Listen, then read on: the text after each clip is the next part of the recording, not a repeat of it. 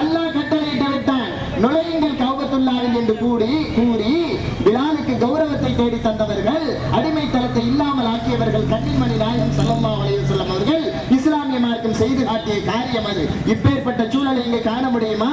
இன்றும் கூட 4 ஜாதிகள் என்று சொல்லக்கூடிய பிராமணர்கள், சத்திரியர்கள், வைசூரியர்கள், சூத்திரர்கள் என்று 4 ஜாதிகளை பிரித்து வைத்து பாபர் மசூதி இடிப்பு போன்ற விஷயங்களுக்கு எல்லா இந்துக்களையும் அழைத்துக் கொள்ளக்கூடிய இவர்கள் சம்பந்தம் பண்ணக்கூடிய விஷயத்திலே எல்லாரும் சேர்ந்து சம்பந்தம் பண்ணிக் கொள்வார்களா என்றால் பிராமணர்களாகவே இருந்து காட்ட விரும்புகிறார்கள், உயர்ந்த ஜாதியாகவே இருந்து காட்ட விரும்புகிறார்கள். கக்கூஸ் அள்ளுவதற்கும் மலத்தை அள்ளுவதற்கும் மட்டுமே தாழ்ந்த ஜாதியை பயன்படுத்தக்கூடிய இவர்கள் சம்பந்தம் என்ற போர்வையில் ஏன் ஒன்றிணைக்காமல் இருக்கிறீர்கள் என்ற கேள்வியை தாழ்ந்த ஜாதியில் உள்ள ஒரு இந்து கேட்பானால் அதற்கு பதில் இருக்கிறதா உயர்ந்த ஜாதியிடம்? எங்களுடைய இஸ்லாத்திலே அப்படி ஒரு தாழ்ந்த ஜாதி என்று ஒன்று இருக்குமானால் நாங்களே சூரசம்ஹாரம் செய்து விடுவோம். அப்படி தாழ்ந்த ஜாதி என்று ஒன்று இருப்பதை எங்களுடைய இஸ்லாம் விரும்புவது கிடையாது. அன்பிற்குரிய சகோதரர்களே, அப்படி இருப்பதை நபிகளார் ஹஜ்ஜி யாத்திரையிலே, கடைசி ஹஜ்ஜி யாத்திரையிலே காலுக்கு கீழ் வைத்து மிதிக்கிறேன், இங்கு ஜாதி கோஷம் போடக்கூடாது என்று சொன்னார்களே, அப்பேற்பட்ட இஸ்லாம் உங்களுக்கு எந்த வகையில் கண்ணை உறுத்துகிறது? எதன் காரணமாக உங்களை எல்லாம் மனதில் பொறாமை உணர்வையும் கயமை உணர்வையும் வளர்த்து வைக்கிறது என்ற கேள்விக்கு நீங்கள் பதில் சொல்ல வேண்டும். 19 ஆண்டு காலம் ஆகியும் எங்களுக்கு உண்டான நீதி மறுக்கப்படுகிறது. வாதி பிரதிவாதி என்று ஒரு வழக்குக்கு தேவைப்படுகிறார்கள். அன்பிற்குரியவர்களே, வாதி சொல்கிறான், எங்களுடைய பள்ளியை இடித்து விட்டார்கள், கட்டித்தாருங்கள், எங்களுடைய இடத்தை எங்களிடம் ஒப்படைங்கள் என்று சொன்னால் வாதிக்கு ஒரு விதமான சட்டம், பிரதிவாதிக்கு யார் மீது குற்றம் சுமத்தினோமோ அவருக்கு வேறு மாதிரியான சட்டம். அதிலும் கூட நடுநிலையாக சட்டம் வகுக்கப்பட்டதா? நீங்க ஒன்னரை எடுத்துக்கிறீங்க என்றாவது கூறப்பட்டிருந்தால் ஓரளவு நீதித்துறைக்கு ஏதோ கொஞ்சம் அறிவுறுக்கிறது என்று நினைத்துக் கொள்ளலாம்.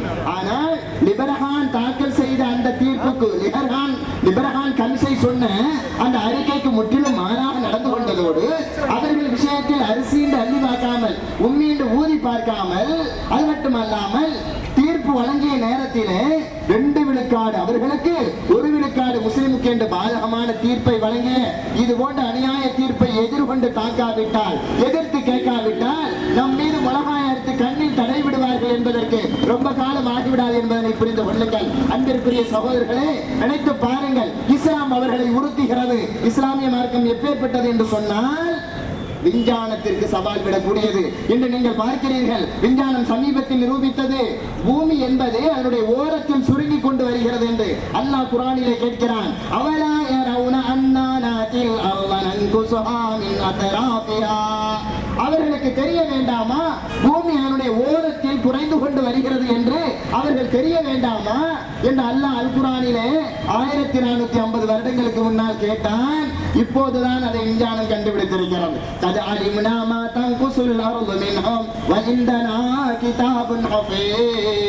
எங்களுக்கு தெரியும் பூமி அதனுடைய ஓரத்தில் குறைந்து வருகிறது என்று எங்களிடம் பாதுகாக்கப்பட்ட புத்தகத்திலே அந்த செய்தி பதிவாகி இருக்கிறது என்று அல்லாஹ் சொல்கிறானே, உங்களுக்கு தெரியுமா? குர்ஆன் என்பது நீங்கள் ஓதக்கூடிய கௌசல்யா சுப்ரஜா ராமபூர்வா சந்தியா தரவத்தது என்பது போன்ற அல்ல. எல்லோருக்கும் எடுத்துச் செல்லக்கூடிய சரித்திர படைப்பு, எல்லோருக்கும் உணர்த்தக்கூடிய விஞ்ஞான அற்புதம். அது மட்டுமல்ல, இதுவரைக்கும் நீங்கள் கேள்விப்பட்டிருக்க மாட்டீர்கள், இப்போதுதான் விஞ்ஞானம் சொல்லி தந்து நீங்கள் கேள்விப்பட்டிருப்பீர்கள். அது என்ன? தாவர வர்க்கத்திலே ஆண் பெண் ஜோடி இருக்கிறது. அல்லாஹ் குர்ஆனிலே 1450 வருடங்களுக்கு முன்னாடியே சொன்னான், நாங்கள் தாவர வர்க்கத்திலே ஆண் பெண் ஜோடியை நாங்கள் படைத்திருக்கிறோம் என்று.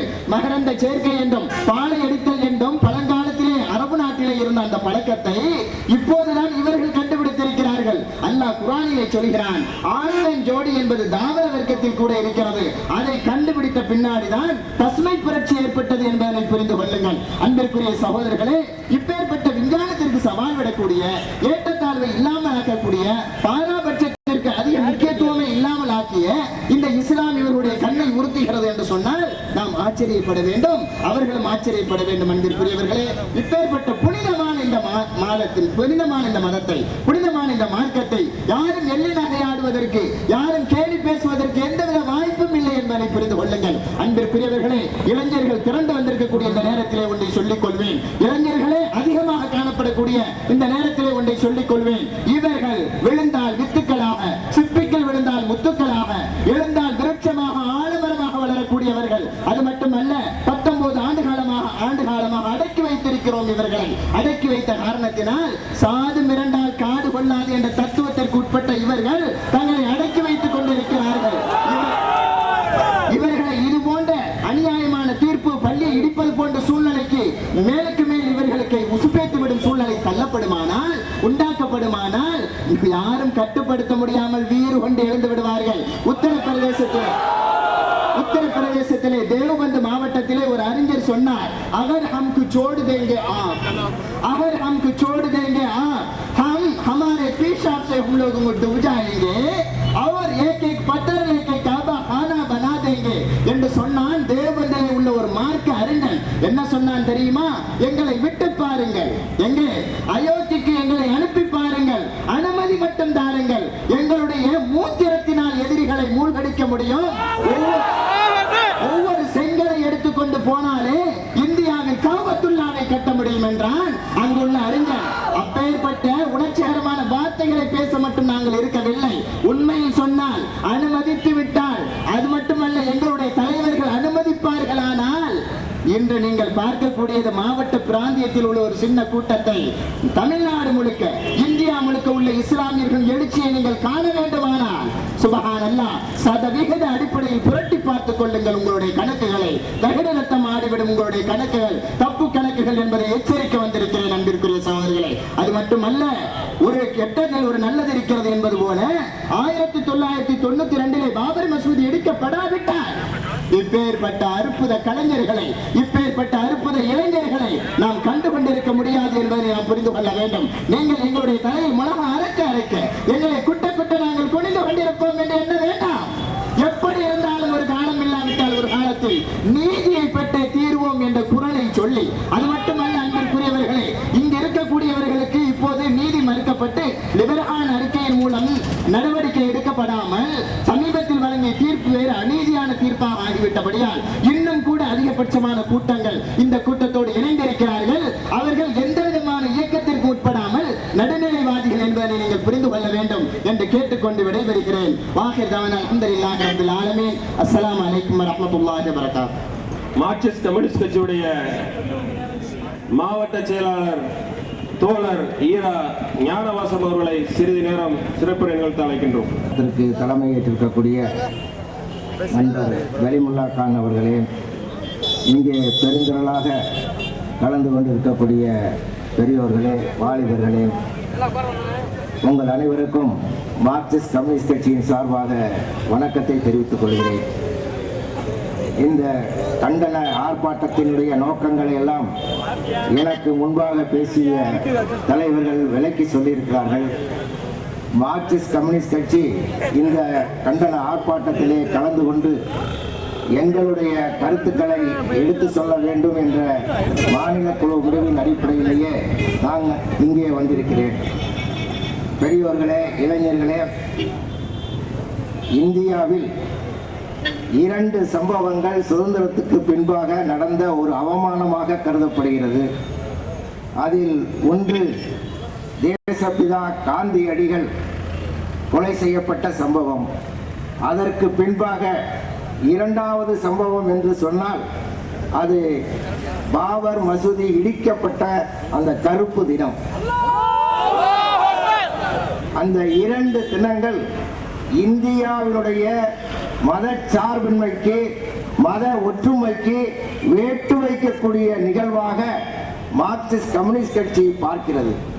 ஆகவேதான் அதனால் பாதிக்கப்பட்ட மக்களுக்கு மார்க்சிஸ்ட் கம்யூனிஸ்ட் கட்சியும் இடதுசாரி கட்சிகளும், உங்களுக்கு இந்த இடத்தில் நான் ஒன்றை தெளிவாக சொல்ல வேண்டியிருக்கிறது.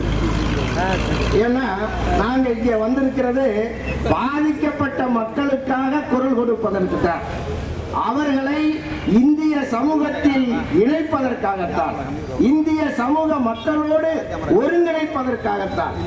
ஏன் அப்படி சொல்லுறோம் சொன்னா, ஒரு நாடு என்றால் அதற்கு சட்டங்கள் உருவாக்கி இருக்கிறோம். இன்றைக்கு கூட டாக்டர் அம்பேத்கருடைய நினைவு தினத்தை கொண்டாடிட்டு வருவதில் தான் நான் கூட தாமதமாக வந்தேன்.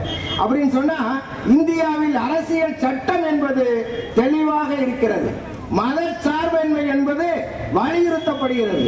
ஆனால் அந்த மத சார்பின்மையை அடிப்படையாக கொண்டு செயல்படக்கூடிய இயக்கங்கள் எவை? இதை நீங்க தான் தெரிஞ்சுக்கிறோம். இடதுசாரிகளை பொறுத்தவரையில் சுதந்திரத்துக்கு பின்பு எந்த இடத்திலையும் பிசிறு தட்டாமல் போறான். பிசிறு தட்டாமல் அந்த மதச்சார்பின்மையை ஆதரிக்கக்கூடிய நிகழ்வுகள் எல்லாம் நடந்து கொண்டிருக்கிறது. பல பேர் பேசுறாங்க, நாங்க சிறுபான்மை மக்களுக்காக இருக்கிறோம். ஆனா அத்வானி துணை முதல்வர், துணை பிரதமராக வருகின்ற போது ஆதரித்தவர்கள் யார்? அந்த இடத்துல கேட்க விரும்புறேன். ஏன் கேட்டீங்கன்னு சொன்னா, சொல்றது வாயினால சொல்றது ஒண்ணு, செய்யறது ஒண்ணா இருக்கக்கூடாது. இன்றைக்கு இந்தியாவில் நீங்க எடுத்துக்கிட்டோம் சொன்னா, வல்லபாய் படேல் காலத்தில் இருந்து அதான ஆரம்பம். பாபர் மசூதிக்கு எப்படி அந்த ராமருடைய சிலை போனது? வல்லபாய் படேல் காலத்தில் இருந்து நரசிம்மராவ் காலம் வரை இல்ல நம்ம யாரையும் விட்டு வைக்க முடியாது. அதிகாரத்தில் இருக்கிறவங்க, அதிகாரத்தில் இருந்தவர்களை செய்த கொடுமையின் காரணமாகத்தான் இது நடந்திருக்குன்னு சொன்னா, அதற்கு பின்னாடியும் அரசியல் இருக்கிறது. ஆகவே மார்க்சிஸ்ட் கம்யூனிஸ்ட் கட்சி தெளிவாக சொல்ல விரும்புவது, இன்றைக்கு பாபர் மசூதி இடிச்சது ஒண்ணுன்னு சொன்னா, இந்த அலகாபாத் தீர்ப்பு என்பது அதை விட வேதனையான ஒன்று. அப்படித்தான் மார்க்சிஸ்ட் கம்யூனிஸ்ட் கட்சி கருதுகிறது. எங்களுடைய நாளிதழ் தீக்கதிர் நாளிதழ்ல அது சம்பந்தமான விவரங்கள் அனைத்தும் அந்த தீர்ப்பு வந்ததிலிருந்து விலக்கி எழுதப்பட்டிருக்கிறது. எந்த அடிப்படையில் தீர்ப்பு? இங்கே பேசும்போது குறிப்பிட்டார்கள், வழக்கு தொடுத்தவங்க அது பாதி பிரதிவாதி இப்படி எல்லாம் சொல்லலாம். ஆனா தீர்ப்பு பார்த்தேன்னு சொன்னா சம்பந்தம் இல்லாம இருக்குது. நம்ம வழக்கு தொடுத்ததுக்கு தீர்ப்புக்கு என்ன? இடம் யாருக்கு சொந்தம்? அந்த மசூதி இருந்த இடம் யாருக்கு சொந்தம்? அதுதானே கேள்வி. நீங்க அந்த அலகாபாத் உயர் நீதிமன்றத்துடைய தீர்ப்புல ராமர் இங்கே பிறந்தார், இது எப்படிங்க வந்துச்சு? இது யாரு கேட்டா? இது யாரு கேட்கலையே? ராமாயணத்தில் குறிப்பிட்டிருக்கிறது, அயோத்தியில் ராமர் பிறந்தார் என்று ஒரு ராமாயணத்தில் எழுதப்பட்டிருக்கிறது. அதுதான் நம்ம இருக்கக்கூடிய நிகழ்வு. ஆனால் அங்கே தீர்ப்பு சொல்லுகின்ற போது எதை வச்சுக்கிறேன்னா, ஒண்ணு வரலாற்று சான்றுகள் அல்லது ஆவணங்கள், இதனுடைய அடிப்படையில் தானே தீர்ப்பு சொல்லணும். ஆனா அவர் என்ன சொல்றாரு? அவங்க மக்களுடைய உணர்வு, மக்களுடைய உணர்வுங்கிறது என்ன? இவர் எல்லாத்தையும் நாடி துடிப்பை எல்லாம் எடுத்துக்கிட்டாங்களா? கையை பிடிச்சு கேட்டுக்கிட்டாங்களா? இந்தியாவில் இருக்கக்கூடிய மக்கள் அப்படிப்பட்ட மக்களா? இல்லை. இந்தியா இன்றைக்கு ஒரே தேசமாக இருக்கிறது சொன்னா, இங்க இருக்கக்கூடிய மக்களுடைய ஒற்றுமை தானே, மக்களுடைய ஒற்றுமை தானே. தாயும் பிள்ளையுமாக இருக்கிறவங்க, தீபாவளி வந்தால் இந்துக்கள் முஸ்லிம்களை கூப்பிடுவதும், அதே போல ரம்ஜான் வந்தால் முஸ்லிம்கள் இந்துக்களை கூப்பிடுவதும், கிறிஸ்தவர்களை கூப்பிடுவதும், தாயும் பிள்ளையுமாக இருந்த மக்களை பிரிக்கக்கூடிய நடவடிக்கையை செய்யலாமா? பிரிக்கக்கூடிய நடவடிக்கையை சில இயக்கங்கள், தீவிரவாத இயக்கங்கள், மதவாத இயக்கங்கள் செஞ்சாலும் அதை அனுமதிக்கலாமா? அரசாங்கத்தில் இருக்கிறவங்க அதான் சொன்னாரு. லிபரல் கமிஷன்ல தெளிவாக சொல்லப்பட்டிருக்கு, குற்றவாளி யார் என்று அடையாளம் காட்டப்பட்டிருக்கு. அதற்கு மேல என்ன ஆதாரம்? நீதிமன்றத்துக்கு ஆதாரம் பத்தாதா? லிபரல் கமிஷனுடைய அறிக்கையை முழுவதுமாக படித்திருந்தால் அந்த தீர்ப்பு முறையாக வந்திருக்குமே. ஏன் படிக்கல? ஏன் படிக்கல அப்படின்னு சொன்னா, அந்த இடத்துலதான் இந்த மக்கள் பாதிக்கப்பட்டிருக்கிறார்கள் என்று மார்க்சிஸ்ட் கம்யூனிஸ்ட் கட்சி கருதுகிறது. ஆகவேதான் பாதிக்கப்பட்ட மக்களை, ஒரு தேசத்தினுடைய பாதிக்கப்பட்ட மக்களுக்கு ஆதரவாக குரல் கொடுப்பது. இப்படி நாங்க ஆதரவாக குரல் கொடுக்கும் போது எங்களுக்கு பல பேர் சொல்றாங்க, பல பேர்லாம் சொல்லுவாங்க, என்ன சொல்லுவாங்க? அதான் நாங்க தான் வாக்கு வங்கியா, நாங்க தான் வாக்கு வங்கிக்காக போயிட்டாங்க அப்படிம்பாங்க. வாக்கு வங்கி நடத்துறவங்க, நாங்கள் வாக்கு வங்கியை நடத்தவில்லை. இந்திய நாட்டினுடைய ஒவ்வொரு மனிதனும் அவருடைய உணர்வு பாதிக்கக்கூடாது. இந்திய நாட்டில் இருக்கக்கூடிய ஒவ்வொரு சமூகமும் அதை பாதுகாக்க வேண்டும். அப்படி எல்லா மதங்களும் இருக்கக்கூடிய இந்த நாட்டில் எல்லாருக்கும் ஒரு நீதி, நியாயமான நீதி அது இருக்க வேண்டும். ஒரு மக்கள் புறக்கணிக்க கூடாது. அப்படி புறக்கணிக்கக்கூடிய மக்களை அவர்களை ஒன்றிணைக்க வேண்டிய கடமை என்பது மதச்சார்பற்ற சக்திகளுக்கு இருக்கிறது. அந்த அடிப்படையில் தான் மார்க்சிஸ்ட் கம்யூனிஸ்ட் கட்சி இந்த ஆர்ப்பாட்டத்தில் கலந்து கொண்டு உங்களோடு இருக்கிறோம். நீங்களும் நாங்களும் இதே போல மதச்சார்பற்ற சக்திகள் பல்வேறு வகையில் இருக்கிறாங்க. அவங்களெல்லாம் இணைந்து இந்த அநீதிக்கு முடிவு கட்டுவோம். வாய்ப்புக்கு நன்றி கூறி விடைபெறுகிறேன். வணக்கம். பள்ளி வாசலை இடித்து பாவிகளை சிறையிலிடு, சிறையிலிடு, சிறையிலிடு, பாவிகள் மனவெறிக்கு 60 ஆண்டு காத்திருப்பு, அலகாபாத்தில் கழுத்தறுப்பு. அன்பிற்குரிய சகோதரர்களே, முஸ்லிம் முன்னேற்ற கழகத்தின் மாநில செயலாளர் சகோதரர் கோவை செய்யத் அவர்கள் உங்கள் மத்தியிலே சிறப்புரை நிகழ்த்துவார்கள்.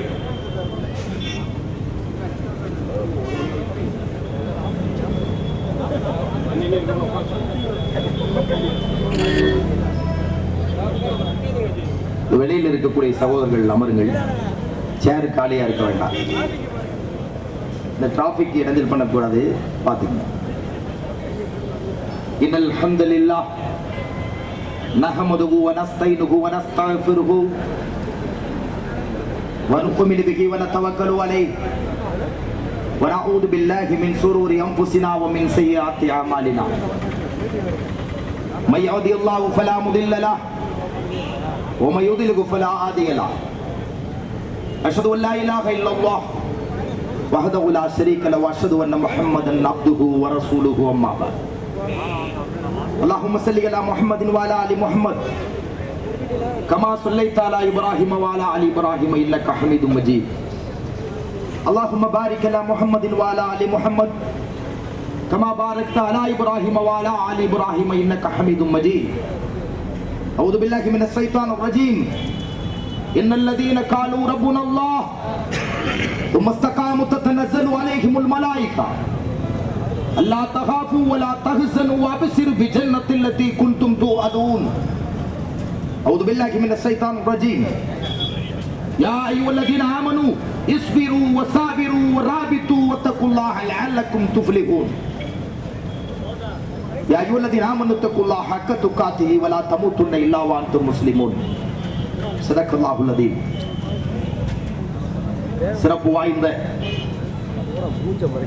ராமநாதபுரம் மாவட்டம் தமிழ்நாடு முஸ்லிம் முன்னேற்ற கழகம் மனிதநேய மக்கள் கட்சியின் சார்பிலே நடைபெற்றுக் கொண்டிருக்கின்ற தொடர் முழக்க இந்த கண்டன போராட்டத்தின் தலைமை பொறுப்பேற்றிருக்கின்ற தமிழ்நாடு முஸ்லிம் முன்னேற்ற கழகத்தினுடைய மாவட்ட தலைவர் சகோதரர் சலிமுல்லா கான் அவர்களே, முன்னிலை வகித்துக் கொண்டிருக்கின்ற தமிழ்நாடு முஸ்லிம் முன்னேற்ற கழகத்தினுடைய மாவட்ட செயலாளர் தொண்டி சாதிக் அவர்களே, மனிதநேய மக்கள் கட்சியினுடைய மாவட்ட செயலாளர் அன்வர் அவர்களே, ராமநாதபுரம் மாவட்ட ஐக்கிய ஜமாத்தினுடைய தலைவர் ஆலம் அவர்களே, சிறு வியாபாரிகள் சங்க தலைவர் ராமமூர்த்தி அவர்களே,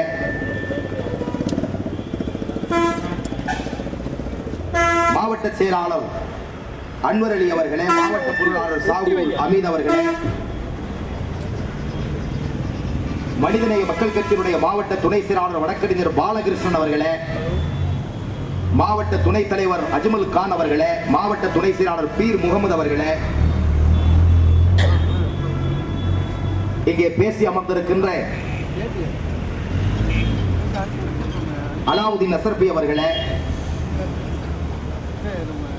இந்திய கம்யூனிஸ்ட் கட்சியிலே இருந்து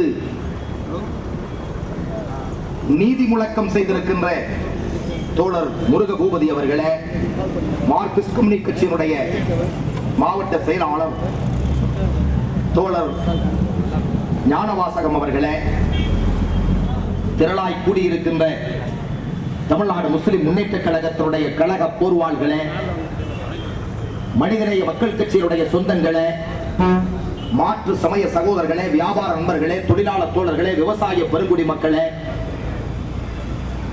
பல்வேறு அரசியல் கட்சிகளிலே பணிபுரிந்து கொண்டிருக்கின்ற நேசத்துக்குரிய நண்பர்களே, காவல்துறை சகோதரர்களே, உளவுத்துறை நண்பர்களே, உங்கள் அத்துணை பேர் மீதும் நம் எல்லோரையும் படைத்து பரிபக்குவப்படுத்தி நீதி செலுத்திக் கொண்டிருக்கின்ற அந்த வல்ல இறைவனுடைய பேரருள் நின்று நிலவட்டுமாக என்று நான் முதலிலே பிரார்த்திக்கின்றேன். அஸ்ஸலாமு அலைக்கும் வரஹ்மத்துல்லாஹி வபரகாத்துஹு. 1992ஆம் ஆண்டு டிசம்பர் 6ஆம் தேதி உத்தரப்பிரதேச மாநிலம் பைசாபாத் மாவட்டத்திலே அயோத்திய நகரத்திலே வரலாற்று சிறப்பு மிக்க பாபர் மசூதி 485 ஆண்டு காலம் அல்லாஹுவை வணங்கிக் கொண்டிருந்த பள்ளிவாசல் பட்டம் பகலிலே அரசாங்க அனுமதியோடு, மத்திய அரசு மாநில அரசுகளின் அனுமதியோடு பட்டம் பகலிலே இடித்து தரைமட்டமாக்கப்பட்ட நாள் இந்த டிசம்பர் 6. நீதிமன்றங்கள் இந்த தேசத்திலே உண்டு, காவல்துறை இந்த தேசத்திலே உண்டு, ராணுவம் இந்த தேசத்திலே உண்டு. இந்த நாட்டினுடைய 5 தூண்களிலே ஒரு தூண் பத்திரிகை துறை, மீடியா, அவைகளும் இந்த தேசத்திலே இருக்கும் போதுதான் நீதிமன்றத்திற்கு சவால் விட்டுக் கொண்டு ராணுவத்தை கால் செருப்புக்கு சமமாக மதித்து காவல்துறையை நாய்களை விட கேவலமாக நினைத்து ஒரு அயோக்கிய கூட்டம் பாபர் மசூதியை இடித்து தள்ளியது. யாரையும் அவர்கள் மதிக்கவில்லை, காவல்துறையை மதிக்கவில்லை, ராணுவத்தை மதிக்கவில்லை, பத்திரிகை துறையை மதிக்கவில்லை, நீதிமன்றத்தை மதிக்கவில்லை, இந்த தேசத்தின் ஆட்சியாளர்களை மதிக்கவில்லை. காட்டு மிராண்டின் நாய்கள் போல, வெறிபிடித்த பைத்தியக்காரர்கள் போல 485 ஆண்டு காலம் ஒரு இறைவனை வணங்குகின்ற வரலாற்று சிறப்பு மிக்க கட்டடம் பாபர் மசூதியை இடித்து தரைமட்டமாக்கினார்கள்.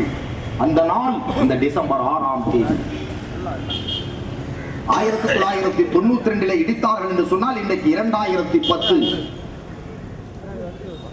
18 ஆண்டுகள் பூர்த்தியாய் இன்றைக்கு நிற்கிறோம். நீதி கிடைத்ததா? நீதி கிடைத்ததா?